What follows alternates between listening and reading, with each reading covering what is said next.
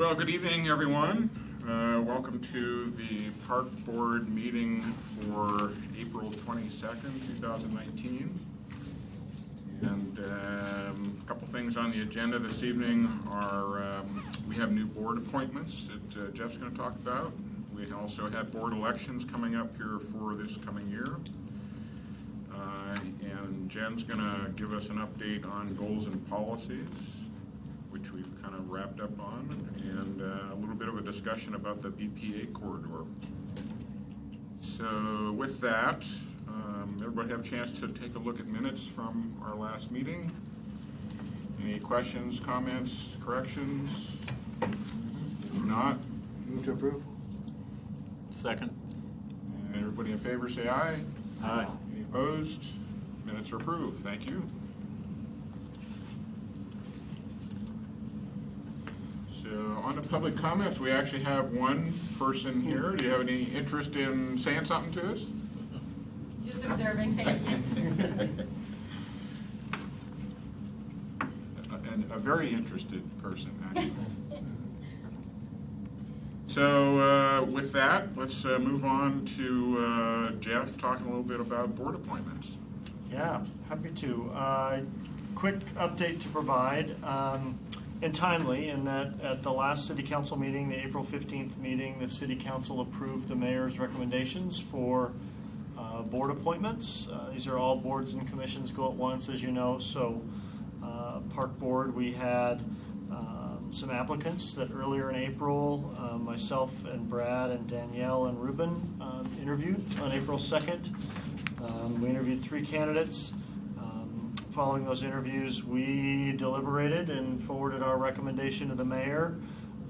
She unanimously approved those recommendations. So the recommendations we made following those interviews would be for Chris Kovac to fill a regular park board, transition from an alternate position to a regular park board position, and then fill the 2 alternate positions with April Craig, who's here. April, thanks for joining us. Come observe and see what you're jumping into. April's got some great experience. You probably get to know her a little bit, but she's got some experience with National Park Service and currently a University of Washington PhD student in their environmental studies department. I didn't get that totally right, but yes, but excited there. And then the other recommended position was Marlene Waxy. Marlene also is an Issaquah resident with a young child, involved in a myriad of programs. She works at REI, so has some both retail experience and a lot of experience in the outdoors. So I'm excited for both of those recommendations, and again, Mayor forwarded those to council and were approved on the 15th. So those new positions will be filled starting in May. Both Susan Fairchild, who was an alternate, and Al Erickson, their terms were up. Neither reapplied. Certainly, as I had a chance to talk with them, both are still very interested in staying engaged, and for a variety of reasons chose not to apply. I think we all know the contribution that they both provided. Al, I had the chance to get to know as a professional when he was here, as staff in Issaquah, and I was up in Sammamish. Just a great professional, and certainly has been a great park board member.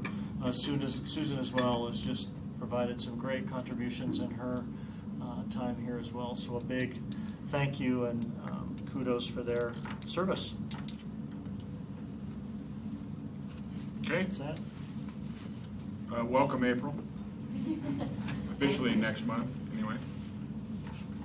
So after that, next we've got board elections, and we're going to have Jeff is actually going to run that, since it's a little odd for me to be running it. So yeah, I'm happy to facilitate that.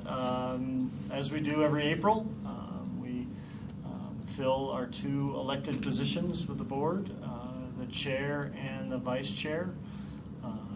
Historically, we start with the chair, so we will do that again tonight. Any nominations for park board chair?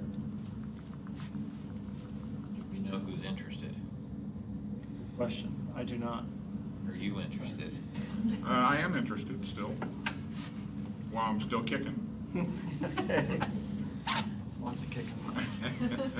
I nominate Brad as president. Great. Thank you. Brad is Need a interested. second? Yeah. I second. Any other nominations? If not, all those in favor of Brad Book as Park Board Chair? Aye. All right. So Thank you for moved. that. Dealing with a limited Congrats. crowd here, so hopefully everybody else is in agreement. Yeah. Well, if you weren't Sure interested, they then are. we nominate the people who aren't. No, I We'll have to go. It's a natural progression. We'll have to think about absentee ballots maybe next year. All right. So, vice chair position, important supported position. Any nominations for vice chair or interest?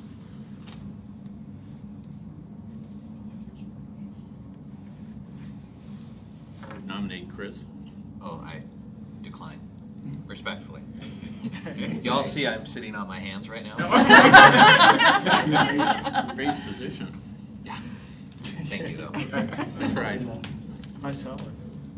Linda declined last time. Linda? Well, either of you can do it again too, you know. I can barely make it to meetings. I mean, I'll do it, but it would be nice to have I nominate more Linda. variety. People that don't do it. Well, if we had more people here tonight, we might have more to pick from. Kind of hate to pick somebody that is not here. It's true. We can postpone.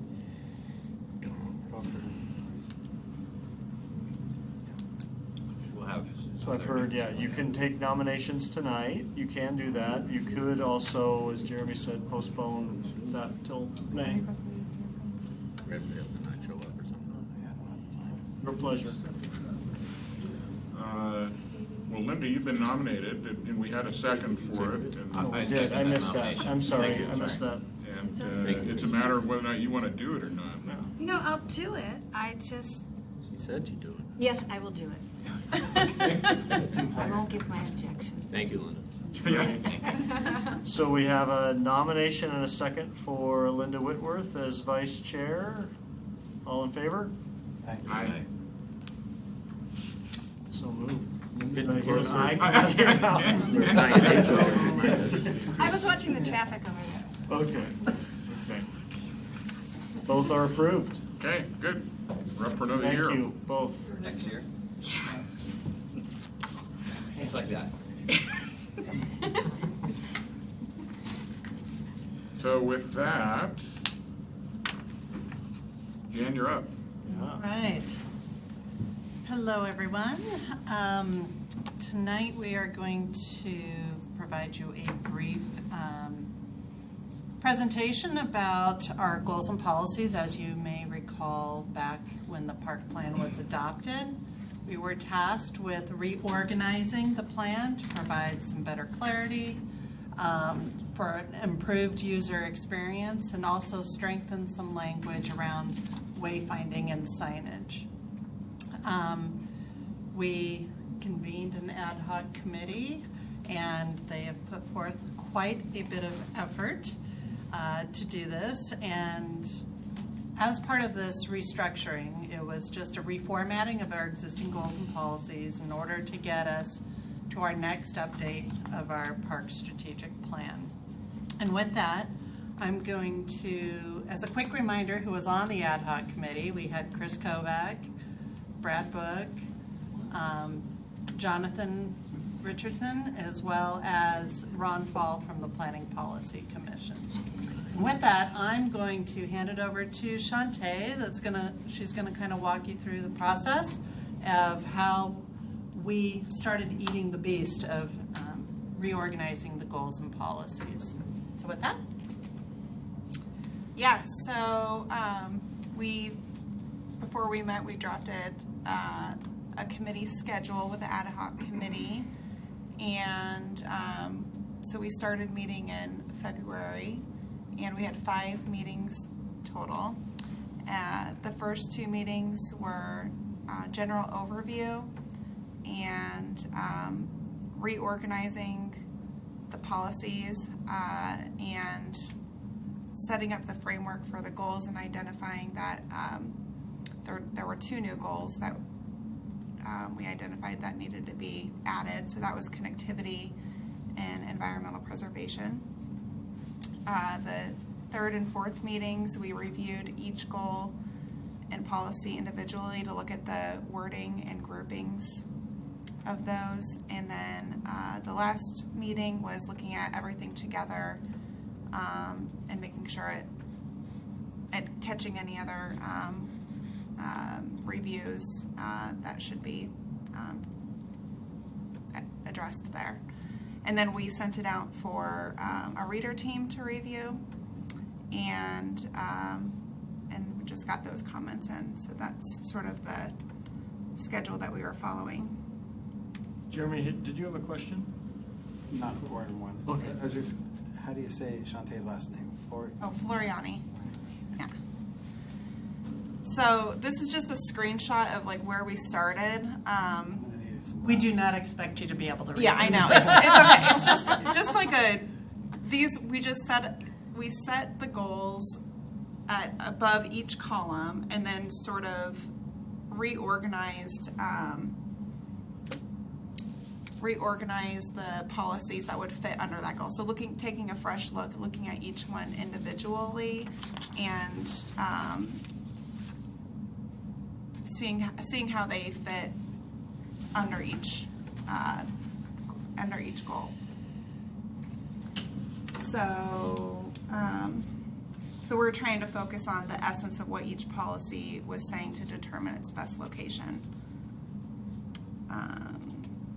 And then some of the policies had repetitive language, but just trying to, again, find the essence of what it was saying to fit it into the right goal bucket. So this was somewhat of a deductive process where we took all the title and labelings off and just looked at the goal, what it was generally stating, what its main theme was, and then took each sub-policy and just which of these goals. And then from there, we started breaking it down into smaller subgroupings within each goal. So that was the version 1. Version 2, this is what the ad hoc committee actually reviewed. This sort of cleaned up. So the first meeting, this is what we reviewed to look at the groupings and the general organization.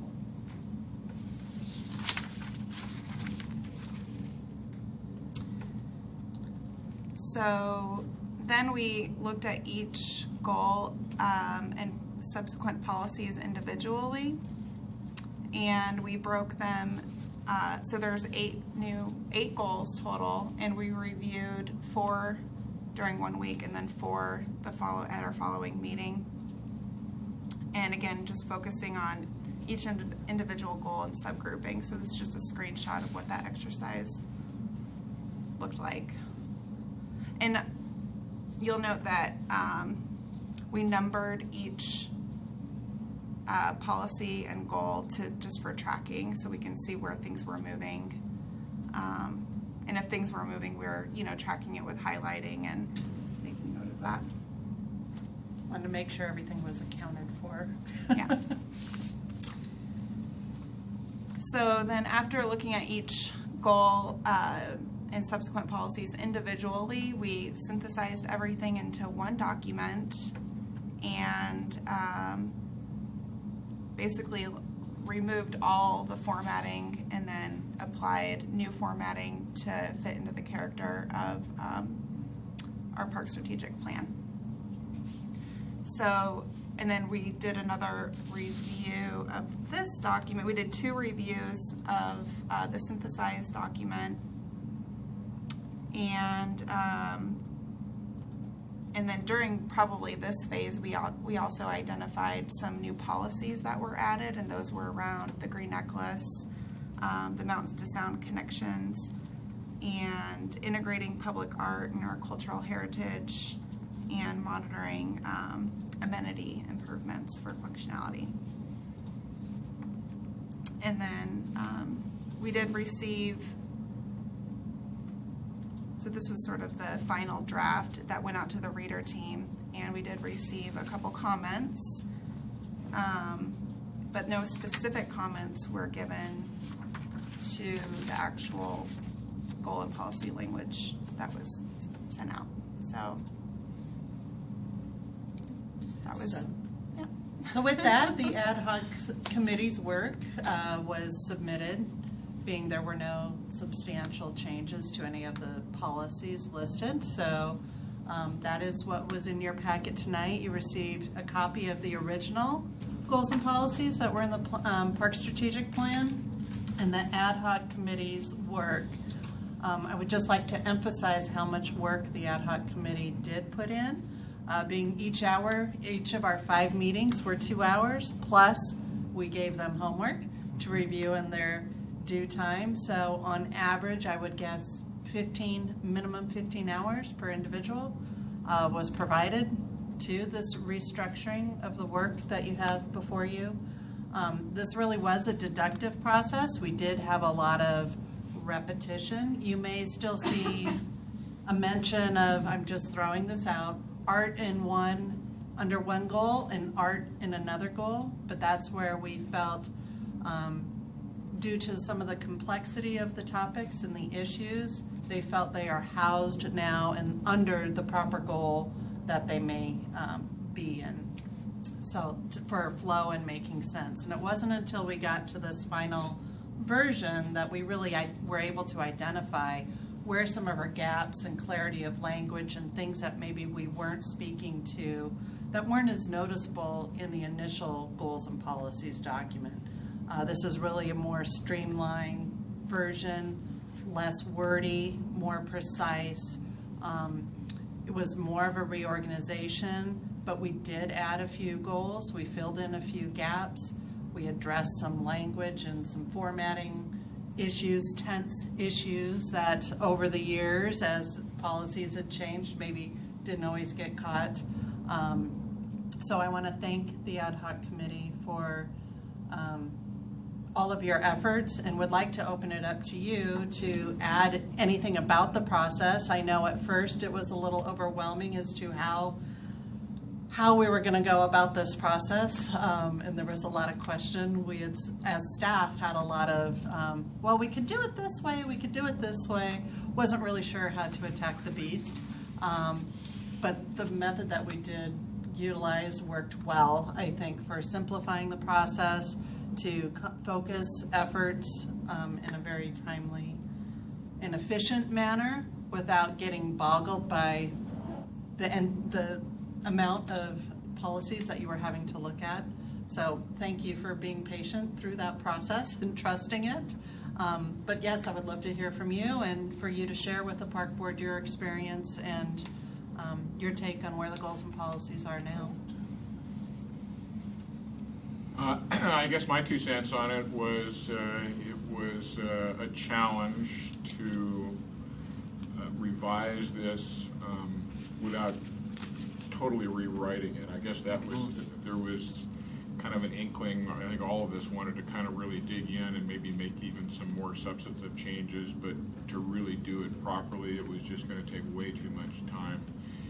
And in reality, you almost have to start all over again from scratch to really do it effectively. So, I don't know that everybody's going to, appreciate, what occurred in terms of the revisions, and it would really take a lot of work to really see what the original product was plus this one and make comparisons. And I doubt many people were ever going to do any of that. So, I think it's organized better. I like the addition of 2 additional goals, which I think covered a lot of the gaps and helped reorganize some of the things that were in the previous version. So I don't know. Overall, I'm pretty pleased with it. I do want to see, or at least ask, what's going to be made of the reader team's comments. I know they were not necessarily specific in terms of goals, more generalized narratives, I guess, is what I saw. And the two things that I got out of what the reader team said that I'd like to see how we're going to address it is both the ones that I saw had some concerns with the future use of the park system and how that's going to maybe impact the park system. And is there anything that we need to add in the maintenance section, which I think would address that, to deal with their concerns? That would be my only question. We don't have to necessarily answer it right now, but something to at least take a look at, the feedback that we got. The other is, I'm not sure when this is going before PPC, within the next... It's on the calendar for July 25th. Okay, so we've got plenty of time. It was pointed out by Connie, I think. I kind of think that what has been done actually addresses what PPC was concerned about. But I think that it would be good to isolate where within the new revisions it is that actually addresses the key points that they wanted to address, so they don't have to go digging for it. Oh, most certainly. We'll have a full Yeah. presentation Yeah. for them. And so I mean, that'd be my only comment, to help streamline that's been, dealt with. So overall, it was fine, and I'm not going to do it again anytime soon. Well, about 4 years from now, when we do the park We'll do strategic it plan all over update. again. Yeah, Right. we do that, and it's been touched on a little Yeah. bit. If I can add real quick that, this was a process that sought to absolutely meet the goals and the intent and the interest of both PPC and the council when the plan was adopted, but also realize just what you said, that to completely redo it is a much larger effort than we necessarily had the hours at the time to do this year. So how do we accomplish and meet those goals? Absolutely, as this, in fact, in May would, based on this feedback, depending on this feedback, will be coming before you in May for your actual action and recommendation. So we'd want Park Board recommendation before it goes to PPC. But we will, in that, certainly identify how and where each of those areas of interest and intent were addressed. So you'll be able to see that as that moves forward to PPC. But yeah, this, from a little easier to read, removing some of the redundancy, identifying some of those gaps and filling them, I think gives us functional goals and policies. Not that the other ones were dysfunctional, but a little more functional goals and policies, and then allows us with the next strategic plan update, since we're not really updating the whole document, to take a much deeper dive and really asking ourselves from foundationally what do we want goals and policies to look like, and how might we do it and really truly build it from the ground up in the next update. To the reader team comments, yeah, absolutely. I think both were extremely relevant. I think the comment about the role of the system I found very right on. And really, I think the entire document, I think the intent of the whole document, I think speaks to the comment made that we have a park system that's being asked to play multiple roles. It's asked to be a modern system that can support the needs of our residents, but at the same time, it's a system also being asked to serve as a gateway for the region to the public lands around us. And I think not only in goals and policies, making sure that's reinforced, and as we're updating this park plan, that's reinforced, but I think the very strategic projects and the goals and the vision of the plan itself, that is one of I think the core principles of that whole document is we need a strategy and approach that tries to do both, but recognizes that's a a big responsibility for any single system to serve both of those roles. Very, very apt comments and feedback we got from the reader team. So I have a bit to share too. Despite what Jennifer said about our contributions, behind each one of our hours were many of your hours, and this was one of my first, insights into how much time this takes. And I think it's important to note that if you took each one, in the old version, each one of these, and in my mind, I thought of it as each one on an index card, throw them all on the floor. And now you have to figure out how to organize them and where do they fit best. And it reminded me of my kids when they had the whole big, huge bucket of Legos all over the floor, and we said, now you got to clean it up, It's a big process, and you had 3 part-timers helping you out, and we had, insights and feedback from other people, but you had to keep that whole process moving. So I think that is worthy of recognition and thanks. And then where we are with this now, if you look at how tidy it is, I think it leaves the department and the board, but in a good position to respond to specific comments, and it's a great springboard for whenever the next time comes along. So thank you. Thank you. Well said. A good introduction for Shantae to get involved in so tedious. Pastor and DD. So, did anybody have any other comments on? Just to clarify timing, so in May, the board's going to vote on it to essentially approve the revisions to advance it to the next level. So everybody on the board has another month essentially to take another look at this. You've all been provided a copy, and so if you have any issues, make sure you bring those to the next meeting so that we can address it. If it's anything substantially substantive, maybe shoot us an email or something if it's going to take some additional work, because ideally we'd really like to get an approval of this in the next meeting. And so we wouldn't want to be thrown too many curveballs in the next meeting, because that would kind of put a wrench in the timeline of getting this into the next level. So if you see something that's really glaring that you want to talk about or change, maybe reach out, to me beforehand or to Jennifer or Shantae, either one. So essentially, May is the approval, and then That would be after that, then you'll send it at that point to PBC, so they have an opportunity to at least start reviewing it before they approve it in July. It'll be part of their meeting packet as per usual, and I'll need to work with staff as far as how best to present this, being there is such a depth of change that took place.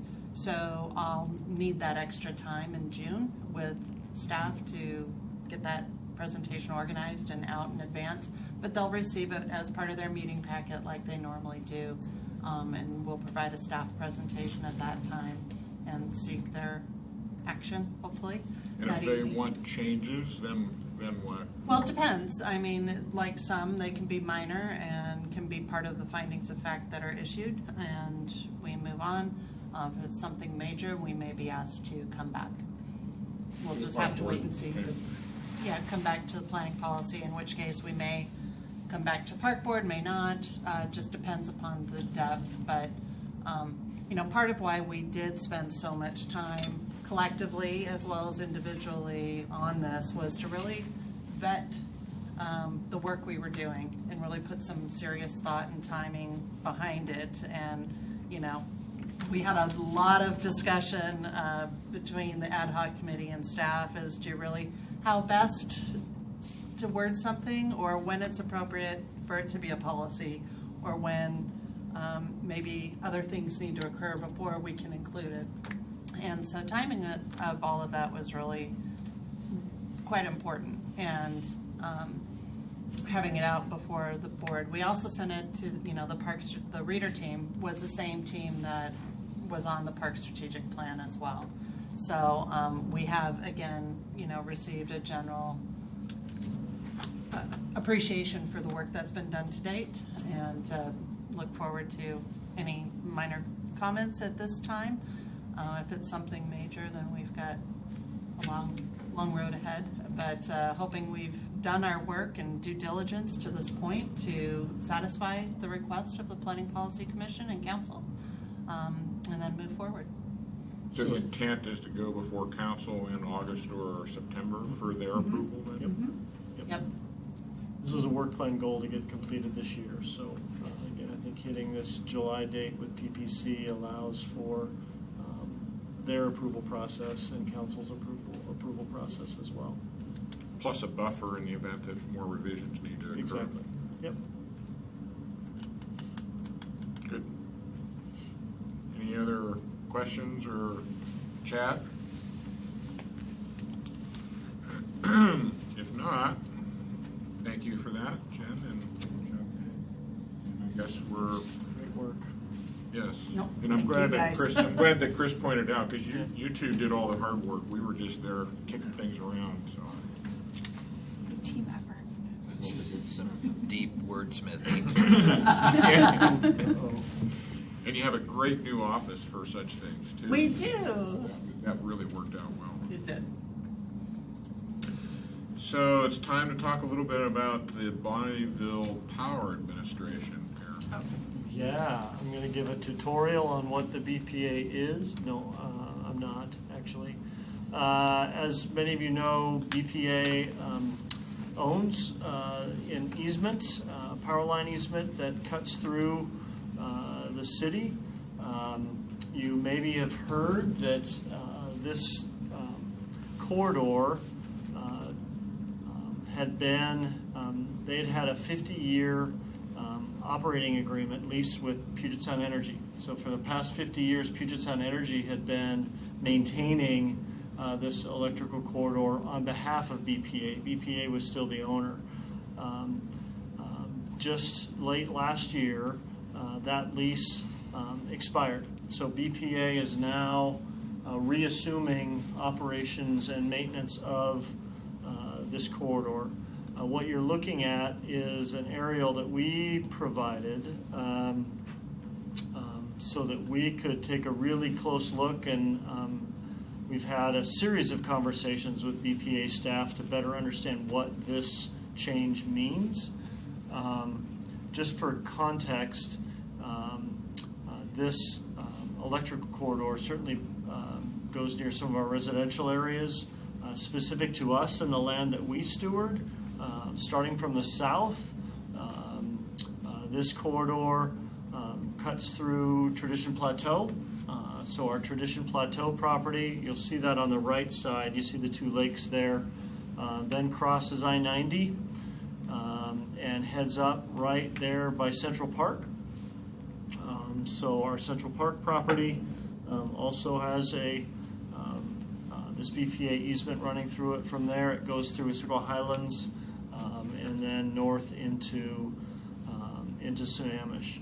What BPA notified really the community about was, with their new maintenance practices, they are sort of going back to and are going to adhere to the federally regulated maintenance standards for power line corridors of this size and capacity. What this is a 150-foot easement that they have.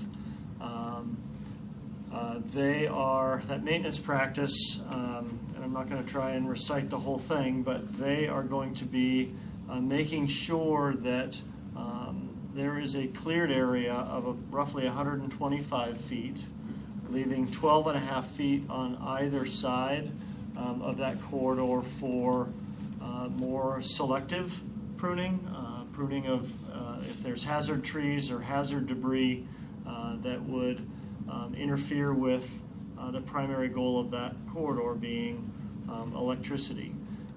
In their initial notice that they sent out, this corridor stretches from Monroe all the way down to Renton. So they are going to be, this is the very corridor that Puget Sound Energy had been maintaining, they're now going to be maintaining. They've actually just started their maintenance work on the north side in Monroe, and they're going to be working their way south. Just this last Friday, myself and Jennifer and Mayor Pauley and Emily met with BPA to once again, I think, get some more clarity on not only what their approach is going to be, but how they're communicating it to the public, and then also what it means for our public lands. I think it was a very productive conversation. BPA are going to be hosting another public meeting on May the 2nd up at Blakely Hall in the Issaquah Highlands, a 6:30 to 8 o'clock meeting. So I want to make sure you're all aware of that. The city will be certainly communicating that to our residents, any interested residents that want to go. BPA will be the ones presenting at that evening. I will be there. We'll be there to answer questions, but this really is a BPA managed operation. I think some of the good news that we heard on Friday was, in pertaining to our public lands, we obviously have a pretty high tree retention goal. They did let us know that well, first off, as we look at the corridor and how it's currently managed, there's not a lot of trees of significance that are going to be lost. In fact, very, very few. We did communicate with them and shared our desire to have some type of tree mitigation plan should there be any trees that are lost, that those trees be replaced. We're going to be working with them and identifying some areas where trees that are planted could certainly thrive and not be a conflict with the power corridor, but certainly I think keep our community and our city goals for tree retention. They're also going to be doing some vegetation removal. So there's areas, in fact, probably some of the most problematic areas. This project's good news in that there's some pretty healthy Scotch broom areas. That's all going to be removed. They are very open to working with us on how those areas could be revegetated with more of a native plant palette or a plant palette that will help keep invasives away. They certainly expressed a real willingness to work with us on all the public lands that we own and that the easement goes through. They're also taking a very, very low impact approach to herbicides. There is a degree of their management and maintenance of the vegetation to do some herbicides, but they went through an environmental impact statement. They have an integrated pest management program. They're using a very, very low toxicity herbicide. They'll be explaining to the public. We're going to be working with them on how that gets communicated to the public, in particular along tradition where we have trails and we will have public use. We want to make sure there's really a communication plan set up for Tradition Plateau and Central Park, where there'll be sort of recreational use going on as this is happening. So certainly more to come, more to be learned for the community at the meeting on the 2nd, but just wanted to give you a bit of an update on some of the coordination and communication we've been having with them since we heard about this a couple months ago. How wide is the existing clearing? The easement has always been 150 feet. What is it? It's currently managed. The good news is Puget Sound Energy pretty much managed it at its full 150 feet. So clearing it. Clearing it, exactly. And that's just trees to grass. Normally you look down that and this looks like just grass and a road there. So they're really not going to do any more clearing? No. It's going to be edge, if anything, edge treatment, I think is probably the best way, and clearing of understory. So the 12 feet on either side, they're going to, is a transition zone then? Mm-hmm. Yep, where that wouldn't be full clearing, but they would look at any hazard trees and hazard, in this case, hazards to the either the lines or the towers. Thank you. Really having a hard time. How's that going to going to affect us up at, Pike skills thing? up at the Like, central park area where we're going to put the skills. The Bike Skills Park. So we have been in communication with BPA about the bike park. They're doing their assessment right now. We've certainly wanted this work to happen before we do any work with the Bike Skills Park. So we certainly have been and will continue to be in communication with them on both of those projects. Absolutely. any idea when they'll actually be down into Issaquah? You know, we asked them. They thought by the public meeting here they would have a better idea of when that is. What they said is they have a sort of a lead communication team that tries to stay about 2 weeks ahead. That they'll be putting, so for private residences, they'll be near the line or adjoining to it. Will be putting door hangers and sort of communicating, hey, we're on our way. So they like to give at least a degree of lead time as they know how the project is progressing. It sounds like there's some areas to the north that there's a whole lot more tree clearing that would need to happen here. So they're having it's hard for them to really assess how quick some of that's going to go. Another interesting point we talked about that'll probably come up at the meeting, you'll notice the red, those designate steep slopes on I-90. We have two really steep slopes on either side of I-90. We certainly expressed to them some of what we've heard from the community is that is a Mountains to Sound Greenway corridor. There are some trees of significance that are in that corridor. Thankfully, the towers are on sort of the height of the hills. So if next time you go under I-90, you'll see the lines are really, really high and high enough that they won't be looking at clearing all the trees within that corridor. So they certainly understand some of that sensitivity and have some flexibility for clearance needs. Yeah, Central Park and Round Lake are probably the two most sensitive of that whole area. But,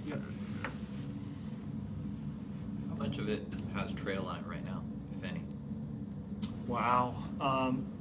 Along the actual within the corridor, You see I that, don't- you see that in other areas where, there's the BPA trail and people go out and ride it, run it, whatever. Yeah, they have an access road through almost this entire corridor. I think it's used as a trail. It's not unlike, Federal Way, which has a, Yeah, or Redmond BPA has it trail. too, Redmond yeah. has one. Most of the trails in Tradition Plateau are crossings, right, where you're crossing the corridor. I think people do use that road as a trail or an access point. So, Is there an opportunity to make that more of an identified trail that's part of the system? You right here you can see one crossing that's one of those fuzzy lines we talked about a year ago. yeah, possibly. We haven't really looked at sort of trail enhancements or improvements per se. I think until we get a better idea of what it is they're actually going to be, what they're actually going to be doing. you said have you actually done a site review with BPA, or the meeting you had was up north, you said, I think, right? No, the meeting we had was just in the mayor's office. Yeah, it was internal meeting. Are you going to be doing any kind of site walking with any of the BPA people? We could, once they're operational staff, the actual teams that are doing the veg management in the clearing, yes. We talked about Friday, I think I mentioned some of those opportunities for tree replanting, revegetation as they remove invasives. They have a separate team that we'll be working with, and those would very much be site visits and identifying some of that site-specific stuff as those teams progress from the north and get closer to the city. And we've shared our concerns with some critical areas that are within the easement, that making sure they're aware of their locations so they can be mindful as they go out and treat. Because they do have standards for distances from wetlands and Setbacks, streams yeah. and setbacks that they need to adhere to. So just keeping that communication going so they're fully aware. Who actually keeps them under control? Oh, great. Right. Federal to federal. So is there an opportunity to, if they're gonna, they have to replant when they remove the invasives, and they plan to do that as they move down it, to create something that, yes, it's an access road, but it also happens to look reasonable and at the end, provide a trail connection that we didn't quite know we had, or we didn't know we had all the way. Because it goes further south than that, too. It goes all the way down to Issaquah, Hobart. Yeah. Oh, right, south of the city. That's what you're referring to? Well, yeah, I guess the city limit maybe ends there, but it goes out to Issaquah, Hobart Road, not far from Squaw Valley Park. Correct. It crosses at that right point. into It's there. on the And it looks west like side of Issaquah Hobart It Road. looks like it turns east along It does. Squaw Mountain or something. Yep. How much communication is there going to be between the BPA and the park board? Because I know there's going to be that other meeting you mentioned, and you also mentioned how we might work with them in terms of informing the community, but how strong is that relationship going to be? And then also, how long do you think it will be maintained? Because this seems like it's something that's going to be taking place over a long period of time. Yeah, great question. So BPA is not, they haven't had to, they're not permitting through the city of Issaquah. So this is a project they're doing and managing. We are, how do I phrase this? I guess we've reached out to them to certainly express our interest, not only as the public land managers, to make sure that they are doing this project well and carefully on our public lands, but make sure that they are communicating with residents. So they're not necessarily scheduled to come to work with the park board. I think this is really knowing this was an interested group that wanted to hear this topic and wanted to hear some of the communication that we've done. Certainly the mayor's office has been very consistent as well to BPA to say, hey, we want to make sure that there's ample communication going out to our residents. So the public meeting on the 2nd will certainly be a big public outreach effort that we're not hosting. BPA is doing that. We're going to be there. This is going to be ongoing maintenance. They are held to a federal service standard for managing electrical corridors such as this. What they communicated to us, I think this makes sense, as this transition happened from PSE level of maintenance to this now federal level of maintenance, for this whole stretch from Monroe to Renton, this feels like a big maintenance effort because it's sort of getting it back to that federal standard. They feel like once this is completed this year, it's going to feel more just like a ongoing routine maintenance. Every other year, every 3 years, they come through and do what they need to do in terms of managing and monitoring. So this is the big lift. It will feel just more like how a electrical corridor of this size and scale is managed and maintained and it was every 3 years, they said, is their time frame. So.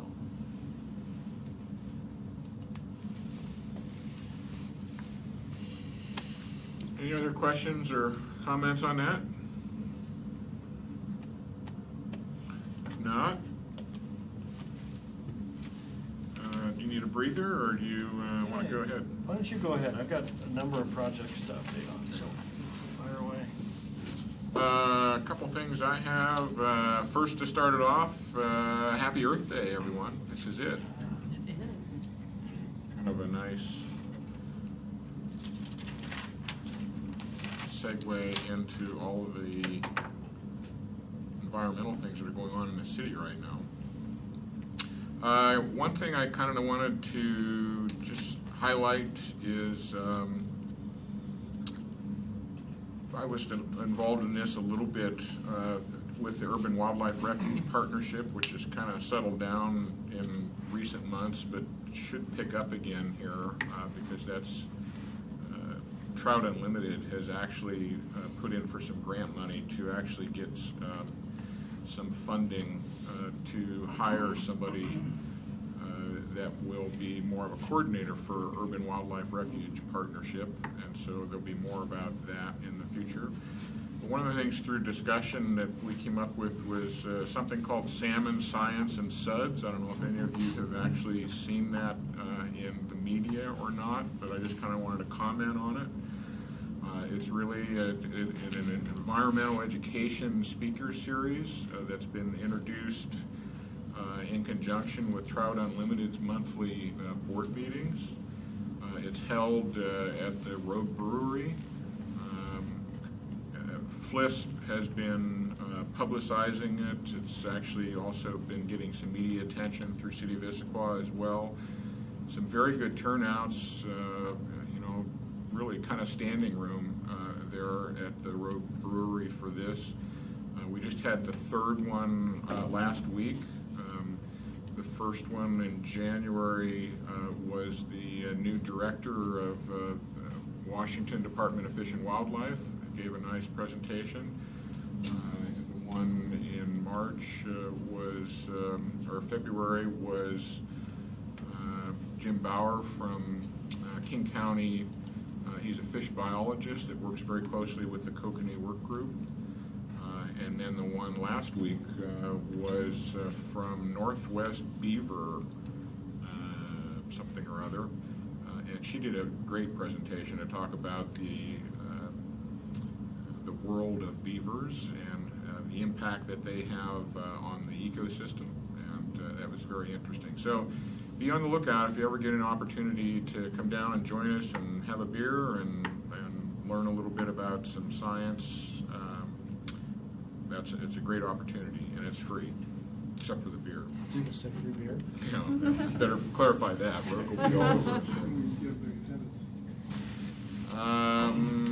I did want to just have a personal thank you to Al and Susan. Really hate to see them move on, but really Jeff, said everything that needed to be said. But I just wanted to give a personal recognition to both of them in their service to the board and the city, and certainly hope that they still stay engaged with us as time moves on. This Sunday we have Walk and Wag, which has become a pretty interesting annual event that Friends of Lake Sammamish puts on at the state park. It's been getting bigger and bigger every year. If you have a dog, or even if you don't have a dog, and you just like to go out and hang out with dogs.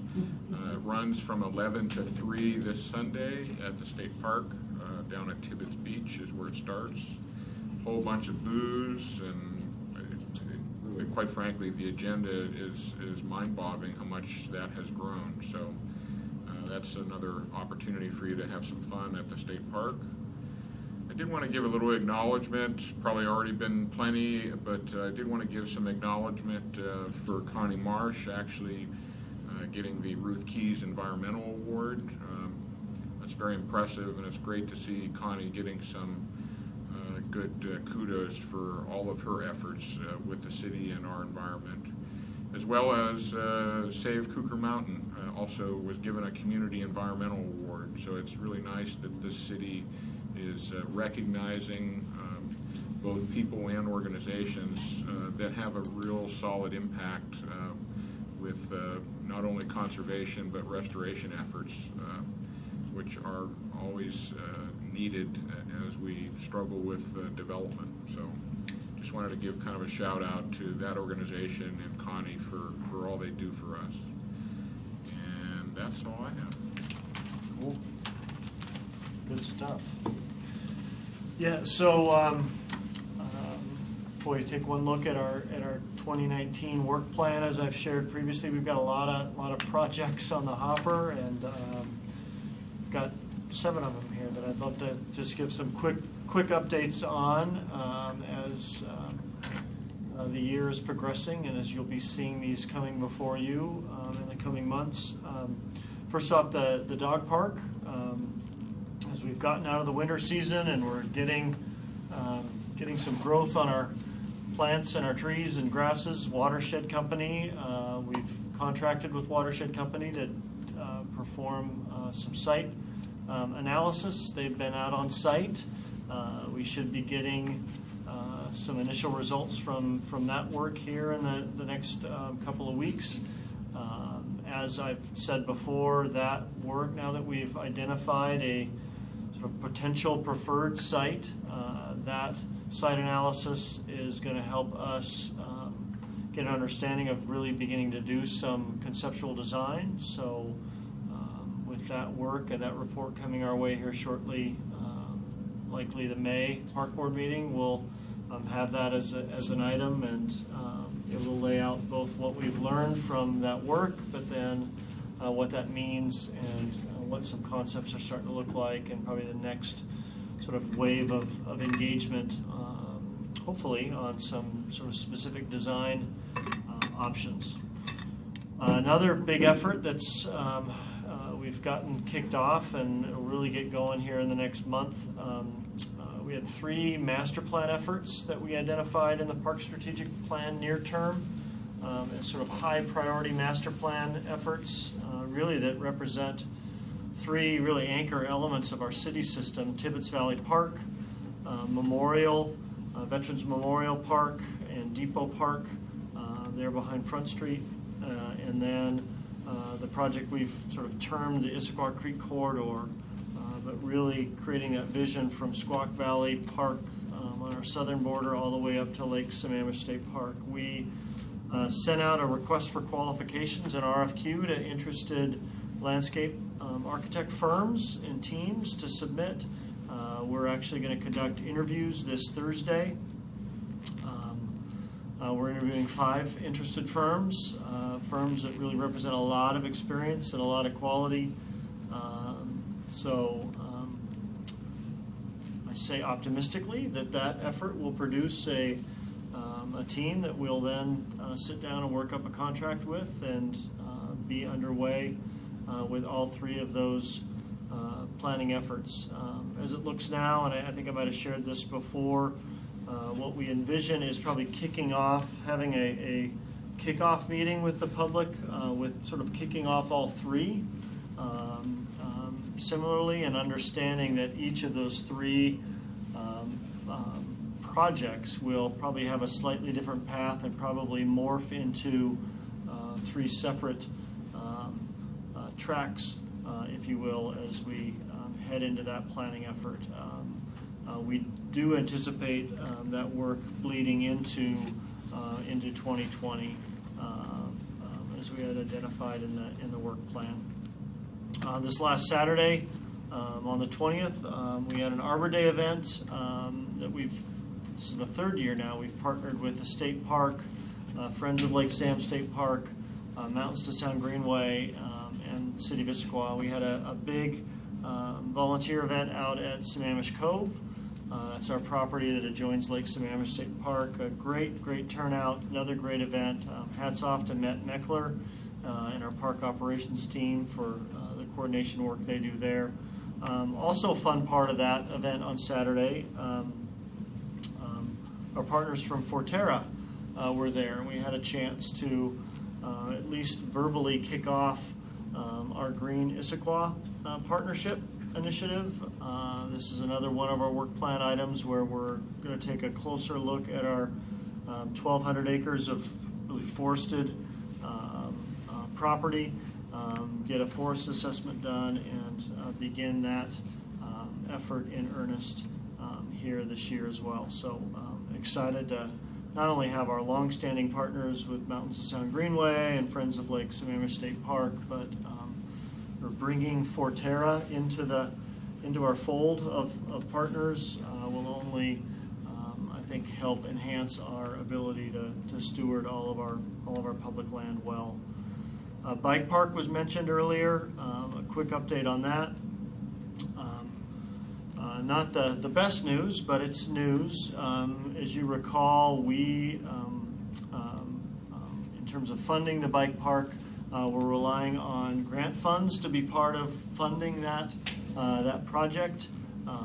The grant we applied for through King County, we were not successful this year. We were strongly encouraged to reapply next year, so we will be doing that.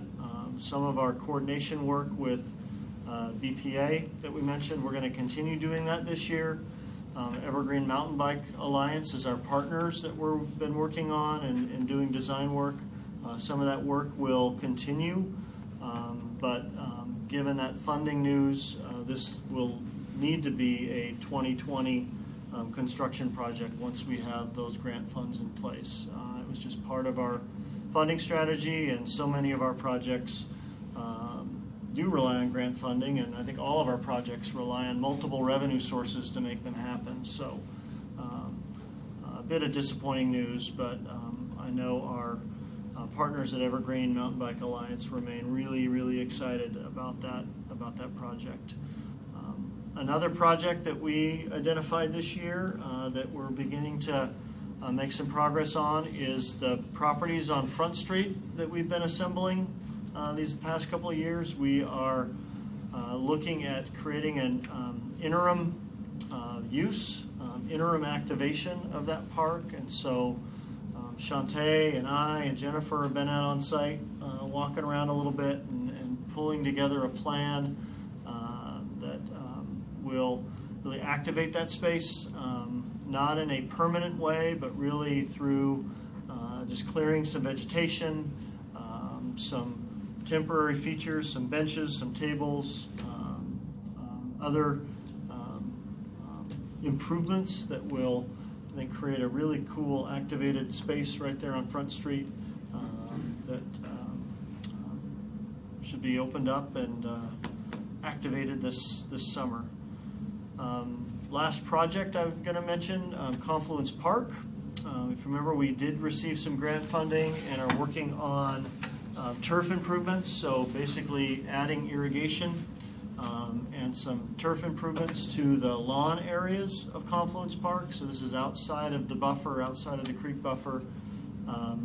We have been working with a designer to get the bid documents ready. We're really, really close to being out to bid. We'll be out to bid for that work in May and be lining up and ready for summertime work to get that done. So we don't anticipate, we're not closing the park. We will be likely doing that work.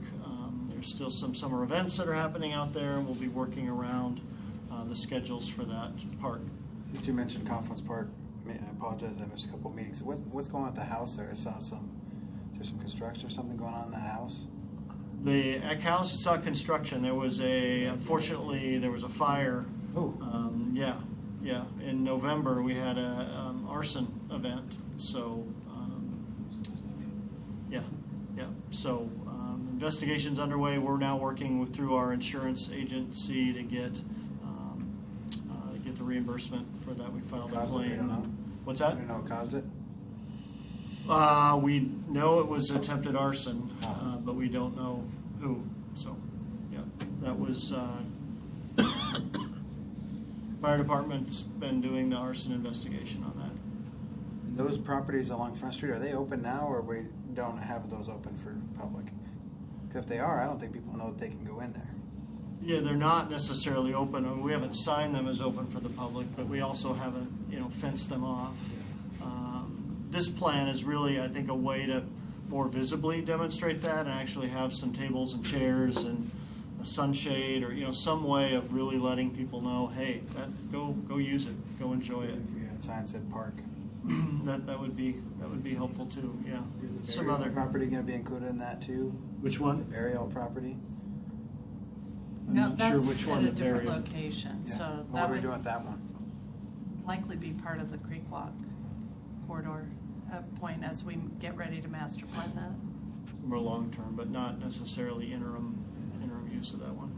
Yeah. Maybe eventually, but yeah. not right now. Last item, this morning, I and myself and the mayor and Emily Moon and Trust for Public Land attended a ceremony that King County hosted. We were a recipient of a Green Globe Award as part of Earth Day that King County celebrates. Executive Constantine presented this to the city and to Trust for Public Land as the recipient of the Leader in Open Space Conservation Division for the work we did with TPL on the Bergsma acquisition. So it's a fun morning. And Never heard of that so award. Is that congrats. an annual thing that goes to anywhere within the state, or is it county, or? King County, and I believe they do it every other year. So, yeah. So Bergsma was good timing then, right, to get. Bergsma was good timing. And speaking of Bergsma, earlier in April, we hosted the Conservation Futures Committee. They're the ones that are reviewing the applications. We put in a grant application for county funding to support the Bergsma acquisition. Hosted them out on the site Saturday, April 6th, and we'll look forward to the recommendation that comes out of that committee in terms of grant funding for that key project.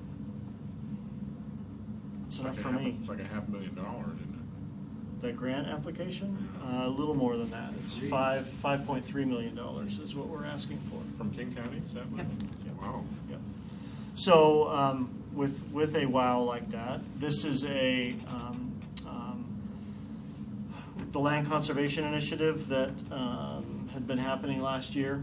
This year represents a much broader level of funding because of some of the LCI funding that King County found. They are taking that funding and running it through the Conservation Futures Grant Program. So again, timing was so critical. This was, it really is an anchor to the funding strategy for that Bergsma acquisition. So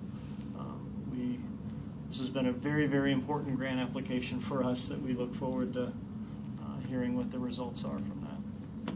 So, yeah, just an extra zero to that. Is that it? That's it. Okay. Youth report? Okay, so this past weekend, Saturday, April 20th, the youth board went to Keep Issaquah Beautiful Day, and we volunteered at that, and that was very well represented by the youth board, which I was very happy about.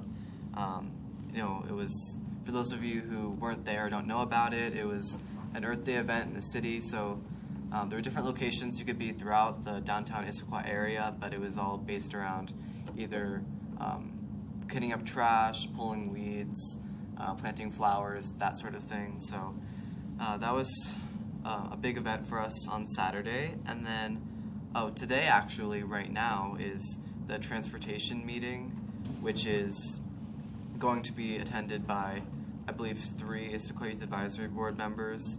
The transportation board is a new board throughout the city, focused on, traffic, but also introducing new ways of transportation to the city, and it's sort of fittingly on Earth Day because there are a lot of issues revolving around traffic and pollution, etc.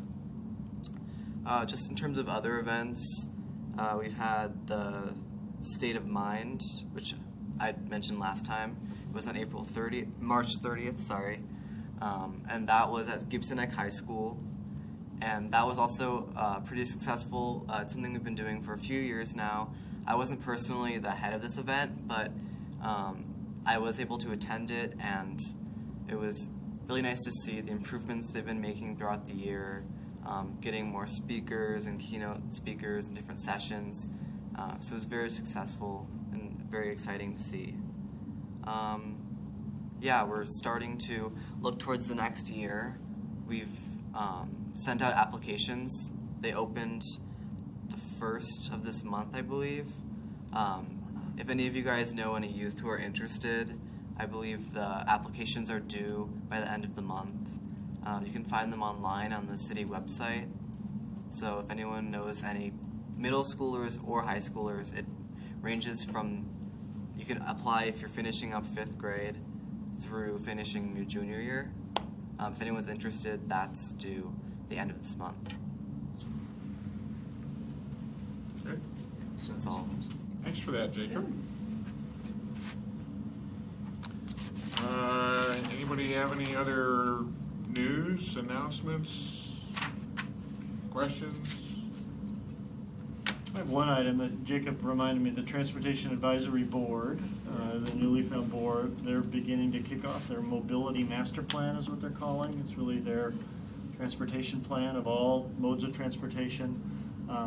They, as we've talked with Stephen, the staff member who's leading that, they unfortunately meet the same night as the park board, but we are working with staff to staff, figuring out how we can find some creative ways to make sure there's park commission, our park board, transportation advisory board, coordination and collaboration, and they very much want that. So stay tuned. We'll figure out how to incorporate into that to both board schedules.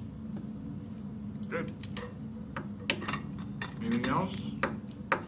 If not, we're adjourned. Thank you, everyone.